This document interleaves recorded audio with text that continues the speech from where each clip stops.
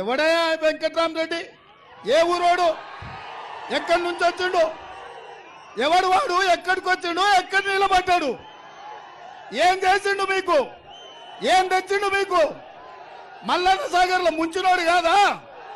రంగనాయక సాగర్లో మిమ్మల్ని పాత రేసినోడు కాదా? వేలాది మంది పోలీసులను దించి ఏటిగడ్డ కిష్టాపూర్ మల్లన్న సాగర్ ప్రాంతంలో రైతులను బందిపోట్లను చూసినట్టు చూసి బందిపోటు దొంగల్లాక బేడీలేసి పట్టుకపోలేదా మల్లన్న సాగర్లో రైతులను?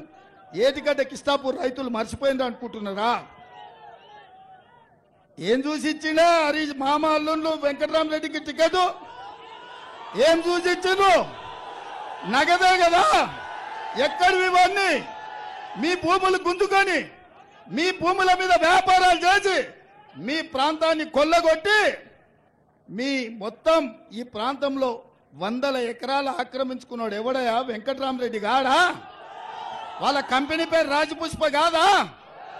పూతవేటు దూరంలో 100 ఎకరాలను కొల్లగొట్టి కలెక్టర్గా ఉండి మీ ఉసురు తీసినోడు, మిమ్మల్ని హింసించినోడు, మిమ్మల్ని చెట్టుకొగని గట్టి కొట్టినోడు, ఆనాడు నిజాం దగ్గర కాసిం రిజ్వీ ఎట్లనో ఈ చంద్రశేఖరరావు హరీష్ రావు దగ్గర కాసిం రిజ్వీ లాక ఈ వెంకట్రామరెడ్డి మీ జీవితాలతో చెలగాటం ఆడినోడు కాదా? ఇవాళ అట్లాంటోని కరీంనగర్ నుంచి తెచ్చి మీ దగ్గర ఎమ్మెల్యేకి ఎంపీకి నిలబెడితే మీరు అమాయకులా? మీకు ఆలోచన లేదా?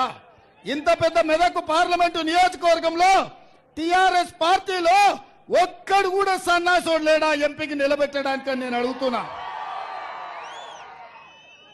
ఈ సన్నాసులు, ఈ సోయిలేని వాళ్ళు, ఈ దద్దమ్మలు, ఈ నీచులు ఇవాళ మీ మీద పెత్తనం చేస్తున్నారు. అట్లాంటి వెంకట్రామరెడ్డికి ఈ ప్రాంతంలో డిపాజిట్ గల్లంతు చెయ్యాలని మా సిద్దిపేట సోదరులను నేను అడుగుతున్నా.